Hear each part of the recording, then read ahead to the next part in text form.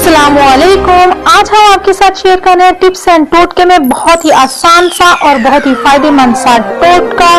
चलें जी, टोटके की तरफ जाने से पहले हमारे चैनल को कर दें जल्दी से सब्सक्राइब और साथ ही साथ बेल आइकॉन को कर दें प्रेस ताकि आपको नोटिफिकेशन मिल सके। हमारी वीडियोस को लाइक और शेयर करें और कमेंट करके बताएं कि आप मज़ीद कौन सी वीडियोस देखना चाहते हैं।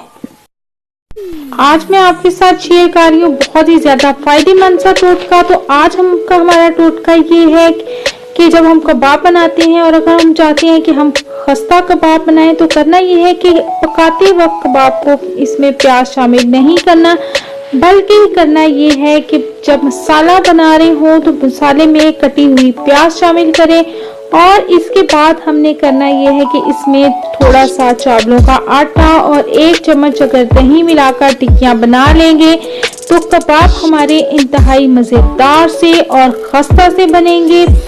और इसके साथ ही ये था जी हमारा टोटका। आपने कमेंट करके मुझे बताना है कि आपको हमारा ये टोटका कैसा लगा, आपको हमारी वीडियोस कैसी लगी है। आपने हमारी वीडियोस को लाइक करना है और शेयर करना है और हमें कमेंट लाजमी करना है। इसके साथ ही मुझे दीजिए इजाजत। अल्लाह हाफिज।